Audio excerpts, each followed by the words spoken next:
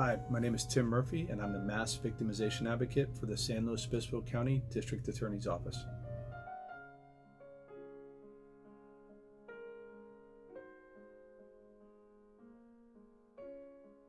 So a question that's asked is, why does our community need a Mass Victimization Advocate program?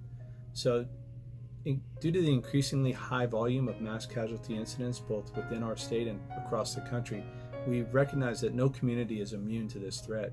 Unfortunately, it's not a question of if something like this might occur, it's more of when a hostile mass casualty incident might occur in our community. We can't control the plans of a person intent on causing harm. However, we can control how we plan and prepare to respond to such an event.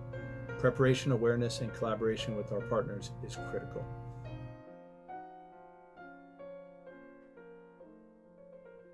Sure. So as you can expect, it would start with an incident occurring, which is what we hope doesn't happen, but we need to prepare for that. So in response to the incident, law enforcement and other first responders would immediately go to the scene and work together to stop the threat, protect the community, and provide medical assistance as needed. As the incident begins to stabilize, those present, so the victims, witnesses, will still need to be taken care of and linked with services to help them deal with the traumatic event. We can also expect to see 5 to 10 support people come to the scene in support of their victims and family members who may have been affected or impacted by this event. Trauma-informed response is a key, and that's basically an understanding and responsiveness to the impact of trauma. So we need to, in a trauma-informed response, get to the scene and start helping these victims and families. We would do that at a place called a Family Assistance Center, ideally, and that would be the central hub of where these connections would occur, where we connect the victims, families, and witnesses with services to help them recover from this event as soon as possible. Many government departments and non-governmental organizations will be part of this response. Social services, mental health, Department of Public Health, Red Cross, etc., working shoulder to shoulder to try to do their best to help these victims and their family members. The plan that we're developing is to get our District Attorney's Office Victim Witness Advocates involved in the response to such an event. They have the training and experience to support victims of crime using a trauma-informed response. Our advocates would be working shoulder to shoulder with their social service partners, law enforcement partners, first responder partners to be part of the assistance at a location commonly referred to as a Family Assistance Center. So another question that comes up is, in what ways does the Mass Victimization Advocate go beyond single victim support? So what we're planning on responding to is a crime-related event with 3 or more victims, both direct and indirect victims, who have all been traumatized to varying degrees by the crime. In a situation like this, there'll be multiple witnesses. The crime could possibly still be unfolding. There'll be many victims all at one time. There'll be raw emotions in play, as you can expect.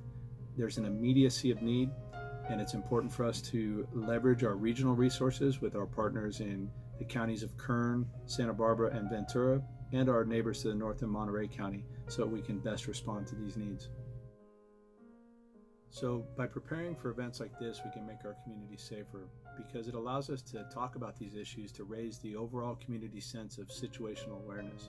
It encourages conversations in the community, between the DA staff, victim witness staff, and members of the community, between our county partners, and between our regional partners. And those conversations break down barriers and can start us all working towards the common goals of community safety. If a hostile mass casualty incident were to occur, the relationships are already established so that we can best respond to the needs of the community. So there's a variety of challenges that we face as we build this plan, and one of the first ones that comes to mind is raising awareness. So how do we respond to that? It's critical that we start having conversations and take any opportunity to network with our community partners, both locally and regionally.